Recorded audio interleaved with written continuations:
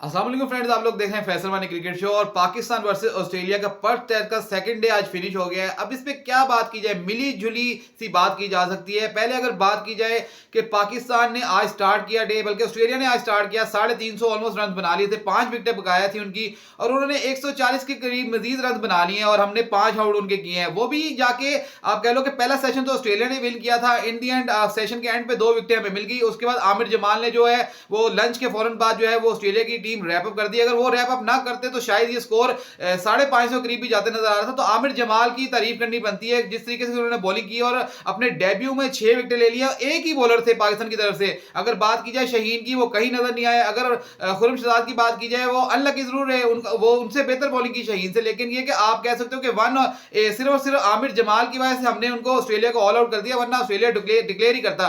फहीम अशरफ की बात की जाए, फहीम अशरफ जो है वो देखिए इस तरह की ऑर्डिनरी बॉलिंग तो कोई भी करवा सकता है। अगर आपने आउट ही नहीं करने, विकेट लेने, तो फिर एज ए ऑलराउंडर क्या खेल रहे हैं। देखिए हार्दिक पांड्या भी खेलते हैं, बेन स्टोक्स भी खेलते हैं, तो अपनी अपनी टीम की तरफ से वो प्रीमियर बॉलर होते हैं। अगर आपने सिर्फ और सिर्फ ये कहते हैं ना खाना पूरी के तौर पे एक बंदे को खिलाना है और उसने कोई विकेट नहीं लेनी, अब बैटिंग जब उनकी आएगी, अब जिम्मेदारी उन पे आ गई ना, अब बैटिंग में वो क्या करके दिखाते हैं, क्योंकि बैटिंग में वो इतना खास नहीं करते। अगर बैटिंग उनकी इतनी खास नहीं है और बॉलिंग इस तरह ही करनी है, तो फिर स्पेशलिस्ट बॉलर खिला लेते किसी को। हमने हसन अली को भी नहीं खिलाया हुआ, हमने इनकी जगह मोहम्मद वसीम जूनियर को भी बिठाया हुआ। तो इनको प्रेफरेंस ये है, तो इनको स्टेप अप करना चाहिए था। इनका सिर्फ जेन ये होता है कि मैंने सिर्फ और सिर्फ अपने ओवर पूरे करना, टाइम सिर्फ निकालना है। टाइम निकालने के लिए बॉलर तो फिर इस तरह की बॉलिंग करने का फायदा कोई नहीं है। दूसरी तरफ सलमान अली अगर ने 27 ओवर करवा दिए, स्पेशल स्पिनर आपकी गोली लेके गए, तो उसके बाद हमने इनको आउट तो कर दिया, लेकिन आज तक हमको आउट नहीं कर सके थे ऑस्ट्रेलिया को। पिछले पूरे अगर सीरीज की बात करें, जो पिछला हमने टूर किया था उसमें आउट नहीं किया, 2-2 आउट किए थे। तो इस बार पॉजिटिव ये है कि आमिर जमाल के हमने उनको ऑल आउट कर दिया, जैसे भी किया, जिस स्कोर पे भी किया।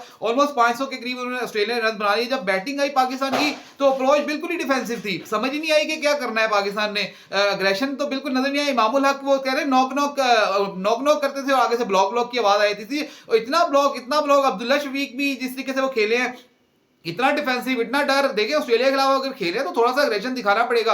और आपने तो बिल्कुल ही यानी कि 40 ओवरों में 90 स्कोर करके बैठे हुए थे, और जो जो दूसरी टीम थी वो अंडर प्रेशर आ ही नहीं रही थी। वो तो अपनी जगह पे बॉल करती जाती थी। अगर वो नॉक आप करें तो किसी वक्त तो आप गलती करेंगे, जिस तरह अब्दुल्ला शफीक से गलती कराई। अब्दुल्ला शफीक की मुझे समझ नहीं आती, वो सिर्फ डाउन द विकेट आते हैं और मैंने देखा है उनको वो विकेट थ्रो करते हैं। जब भी उनका थोड़ा टाइम स्पेंड करते हैं उसका विकेट थ्रो करते हैं। आज भी डाउन द विकेट आए हैं टेस्ट मैच में और उन्होंने लेग साइड पे कैच दे दिया। इसके अलावा आप जब मैं वर्ल्ड कप में देख रहा था, जब वो स्कोर कर जाते हैं, जब उनको बड़ी शॉट खेलने की बारी आती है, अग्रेशन देखे दिखाना हो तो फिर अग्रेशन जो होता है वो समझदारी के साथ दिखाना होता है, सिर्फ उसे बल्ला नहीं कमाना होता। तो मैंने वर्ल्ड कप में भी देखा था, जब आगे निकलते हैं, जब पूरी शॉट नहीं खेलते, ऊपर हवा में बॉल गिरा देते और कैच देके आउट हो जाते, तो इस तरह का अग्रेशन का कोई फायदा नहीं। जब आपने इतनी बॉलें खेल दी हो, ऑलमोस्ट 40 रन बनाए 130 रन 130 बॉलों पे। और दूसरी तरफ अगर इमामुल हक की बात की जाए, वो सिर्फ वही आप कहते हैं सेल्फिश प्लेयर हैं, वो अपने लिए शायद खेल रहे हैं, टीम के लिए तो वो खेल ही नहीं रहे अपना। आपने बिल्कुल ही मजा नहीं आया कि देख के आपने, वो उन्होंने भी अभी तक ऑलमोस्ट 30 रन बनाए हैं, पूरा दिन वो खेल गए हैं ऑलमोस्ट। और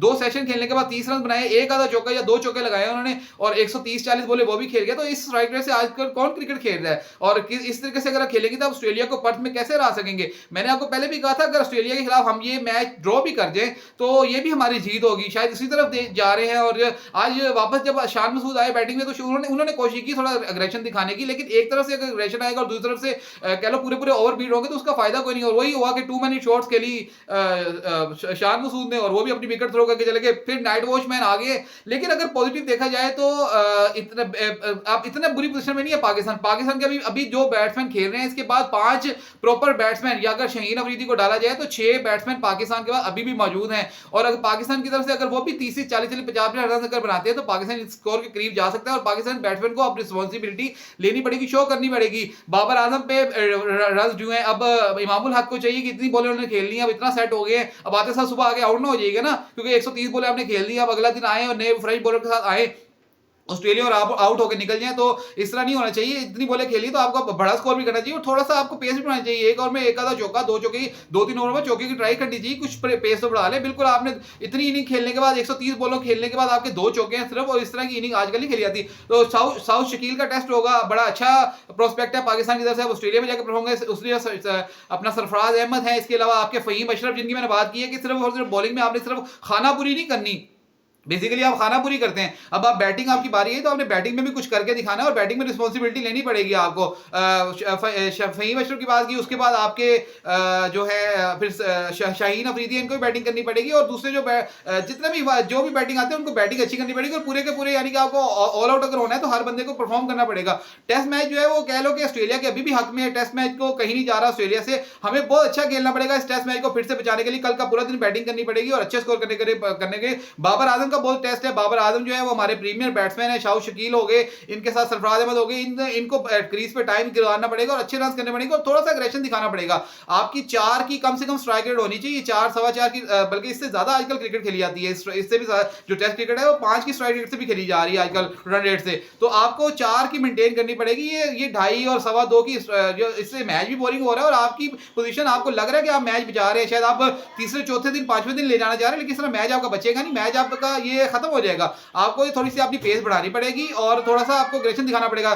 जाते जाते फिर से तारीफ है आमिर जमाल की और मैं फिर से कहूंगा शाहीन अफरीदी की। कल मैंने मेरी वीडियो में बात की थी कि शाहीन अफरीदी को सोचना पड़ेगा और मैनेजमेंट को सोचना पड़ेगा कि यार इस तरह का बॉलर हमें क्या सर्व कर सकता है मजीद टेस्ट क्रिकेट में, क्योंकि उसने आज सिर्फ और सिर्फ 27 ओवरों में 90-95 रन देके सिर्फ एक आउट किया है। तो ऐसे बॉलर का कोई फायदा नहीं है, पूरे जो टेस्ट में आपका खराब कर दिया। अगर आज आमिर जमाल ना होते तो हमारा पोजीशन जो है ना बड़ी बुरी होती इस टेस्ट मैच में। लेकिन अब आमिर जमाल की सिर्फ डेब्यू पे उन्होंने परफॉर्म कर दिया है, उनकी वजह से हम थोड़ी सी बेहतर पोजीशन में, आप कह लो बेहतर तो नहीं है लेकिन अभी फिलहाल हम मैच में है, मैच बचा सकते हैं हम। तो आमिर जमाल की तारीफ करनी बनती है, 6 विकेट उन्होंने डेब्यू पे लिए हैं, उनका अच्छा प्रोस्पेक्ट है और हमें बॉलिंग पे वर्क करना पड़ेगा। शाहीन अफरीदी का सोचना पड़ेगा कि शाहीन अफरीदी का हमने आगे क्या करना है, क्योंकि ओवररेटेड बॉलर है। मैं आज भी कहूंगा ये ओवररेटेड बॉलर है और अच्छा परफॉर्म नहीं कर रहे हैं पाकिस्तान की तरफ से। हर टेस्ट मैच में पाकिस्तान को लेट डाउन करते हैं और ये 30-40 ओवर कराने के बाद अगर आपने 120 और 130 रन दे के उसके बाद आपने अगर इसी तरह की बॉलिंग करके एक आधा आउट करना है तो कोई फायदा नहीं आपका। अगर आपको वीडियो अच्छी लगी है चैनल को सब्सक्राइब कर दे, वीडियो को लाइक कर दे और अपने कमेंट में जरूर बताइएगा कि पाकिस्तान का आप टेस्ट मैच कहां देख रहे हैं कि कहां फिनिश करेगा और शाहीन अफरीदी की क्या आप देख रहे हैं कि उसकी जगह, मैं फिर से कहूंगा जगह बनती है। और फ़हीम अशरफ जिस तरह की बॉलिंग कर रहे हैं सिर्फ और सिर्फ खाना पूरी, आपको क्या लगता है कि उनकी जगह टीम में है या नहीं? तो मिलते हैं आपसे अगली वीडियो में, अपना बहुत ख्याल रखिएगा, अल्लाह हाफिज।